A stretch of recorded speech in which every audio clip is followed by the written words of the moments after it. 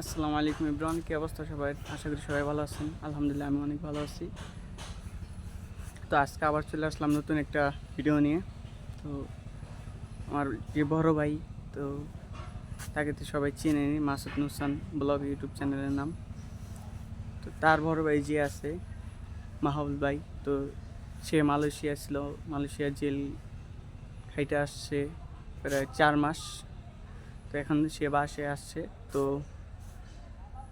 প্রতিদিন অনেক মানুষজন আসতেছে, অনেক মেহমান আসতেছে, আজকেও আসতেছে।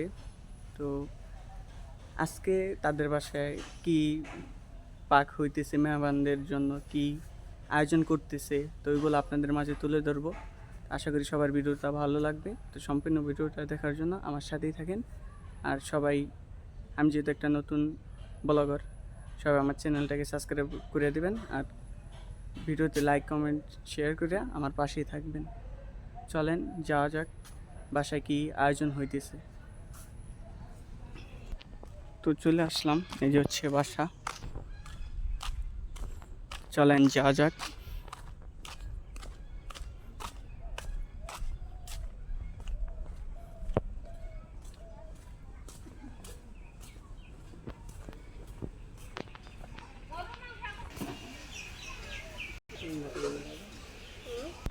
তো দেখতেছি পাক শাক প্রায় হয়েই গেছে অনেকটা। তো ভাবি, আজকের আয়োজন কি একটু বলেন তো দর্শকদেরকে। আজকের আয়োজন হচ্ছে উস্তা ভাজি করা শেষ হয়ে গেছে, এখন এই কুমড়ি শাক ভাজি করা শেষ। তো এখন সামনে আরো রান্না আছে ওদিকে। এটা কি এর গোস? গরুর গোস এটা। আর এটা এটা হচ্ছে মুরগির গোস। ওগুলো এখনো পর্যন্ত করা হয় নাই, রান্না করা হয় নাই। তো মশলা দিয়ে সুন্দর করে একটু মাখায় রেখে দিচ্ছি। এখনো রান্না করা হয়নি গরুর গোস আর মুরগির গোস। কাজ করতেছে, তো এখন শাক রান্না হয়েছে।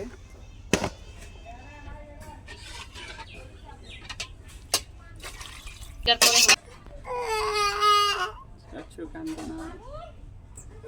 তো তেল দিয়ে দিছি কড়াইতে, এগুলো এখন চিকেন ভাজবে।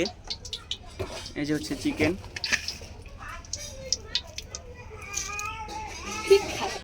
তো গোশ ভাজা শুরু হয়ে গেছে, চিকেন ভাজা শুরু হয়ে গেছে।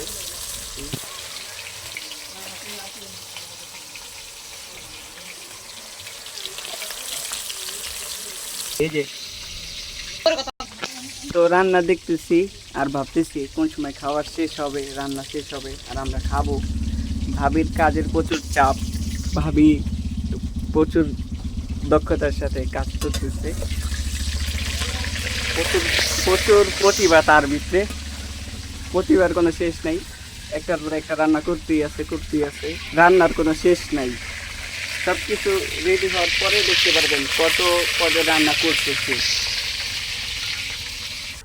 ভাবি আমার ক্ষুধা লাগছে দেখা দেন। এটা কি গরুর গোশতের জন্য? বলেন কিছু। বন্ধ করো। বলেন। নাজমুল, কি ভাবি?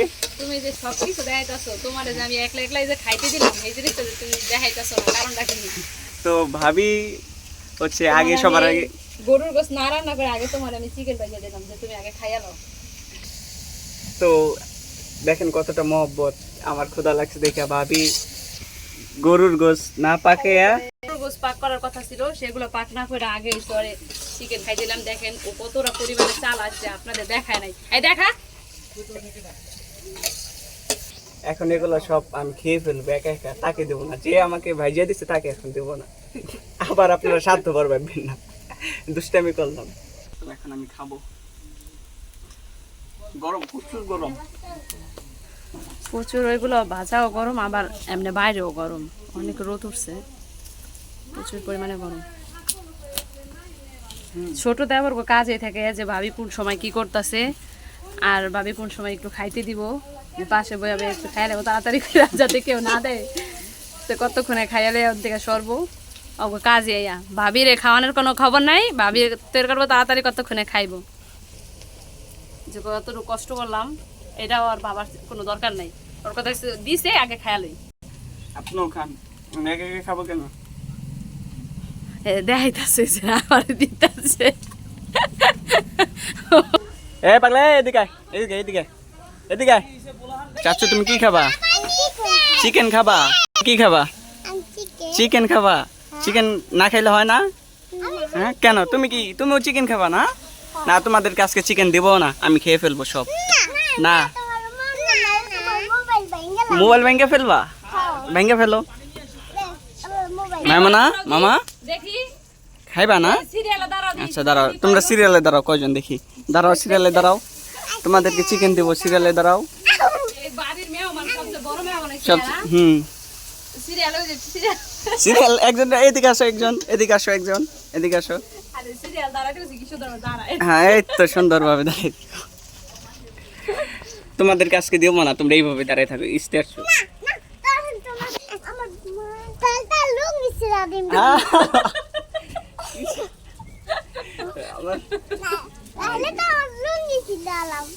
না এগুলো বলে না চাচ্ছি, মামা এগুলো বলে না।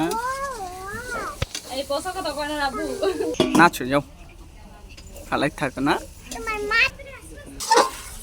এই যে হচ্ছে আবার গরুর গোশতের জন্য মশলা বাটি। গরুর গোশ দেখছো, এই যে গরুর গোশ, আর এটা হচ্ছে চিকেন তোমাদের জন্য এখন বাঁচবো, বুঝছো বাঁচবে। এই যে গরুর গোশ, এগুলো হচ্ছে গরুর গোশতের জন্য মশলা কষাইতেছি। হলুদ মরিচ মানে যা যা দরকার গরুর গোশতের জন্য। আমরা তেমন কোনো খাই না, বাইরের কোনো মশলা খাই না, সব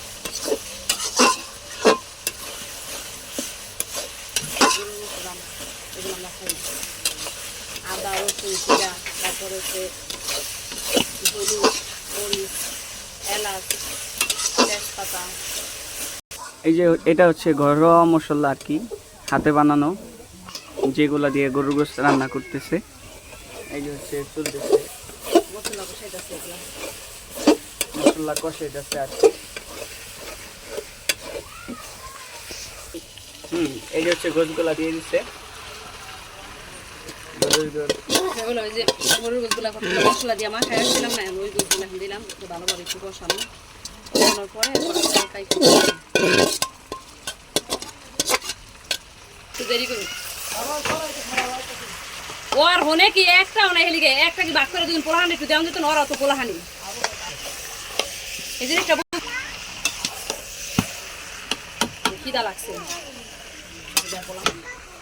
অনেক সুন্দরভাবে আমার ভাবি পাক করতেছে, পাক দেখাই ইসি রে কি যে মজা। মজা তো হবে, এত সুন্দর পাক পাক হয়নি, তাও কত সুন্দর হচ্ছে। এমন একটা সময় গেছে বুঝছো, আমি ডিমও বাইজা খাইতে পারিনি, এখন হচ্ছে তোমার বাড়িতে আইয়া আমি এমন পর্যায়ে গেছি মানে আর কি কমু, থাক দর্শকের সামনে এগুলো আর আমি কইতে চাই না। জীবনের অনেক ইতিহাস আছে নাকি, ইতিহাসের শেষ নাই। প্রত্যেকটা মায়া মানুষের এই শ্বশুর বাড়ি একটা ইতিহাস থাকে বুঝছো, জানি না কয়জন এটা ভালো, তবে আমার মনে হয় খারাপ বেশিরভাগই, ভালো মনে হয় না সবার মধ্যে আছে। তো মনে হয় ভাগ্য জোরে আমি একটু ভালো পাইয়া গেছি, আর আমার কপালে ভাগ্য, আমার ভাগ্যটা ভালোই তোমাকে পাইয়া। তোমরা যে আনন্দটা যাও, কষ্ট করে আমরা যে রান্না করে খাই, এটা আমার খারাপ লাগে না। ছোট ভাই বোন, ওদের নিয়ে আমার সংসার।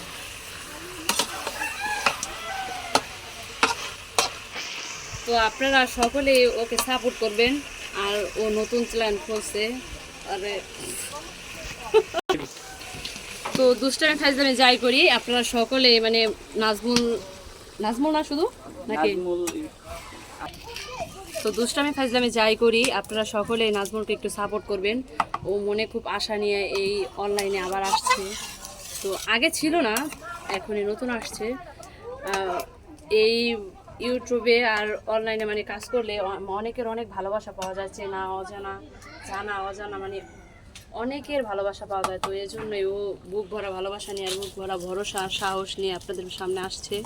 আপনারা সকলে ওকে সাপোর্ট করবেন, অবশ্যই অবশ্যই আপনারা ওকে সাপোর্ট করবেন, সাবস্ক্রাইব করবেন। আর ওর চ্যানেলের নাম হচ্ছে নাজমুল ব্লগার। তো তো অবশ্যই আপনারা ওকে একটু সাপোর্ট করবেন যাতে ও জীবনে ভালো কিছু করতে পারে, আপনাদের একটু ভরপুর ভালোবাসা আপনাদের পায়, আর ও যাতে আপনাদের ভরপুর ভালোবাসতে পারে। দেখতে থাকুন। মাটন খাবা? মাটন খাবা? ওকে না মাটন খাই না, আমি চিকেন খাই। ওরে মা রে মা, মাটন খায় না চিকেন খায়। যাও মামা আমি পরে যাবো চাচ্ছো, তাহলে দাঁড়াও। এটা হচ্ছে আমার ভাবির আজকের মজুরি, প্রতিদিনই তাকে এরকম ভাবে মজুরি দেই, অনেক কষ্ট করে সে। ও আর ফালতু করে নিয়ে বয়ে থাকে। লন ভাবি আপনার যাই মজুরি। দেখো এগুলা কিন্তু মনে করে যে ছোটবেলায় কিন্তু আমরা এগুলো টাকা বানাইছি ঠিক না? এই যে সিটকির যে গোড়া ওটি দিয়া বানাইছি ছিল তাল, এই তাল কেন দেখা যাইতাম। আপনার মজুরি দেখেন তো কত টাকা দিছি বলেন এগুলো তো। যদি টাকা হয়তো না কত টাকা আমরা ছোটবেলায় আপনারা যে খেলছেন না।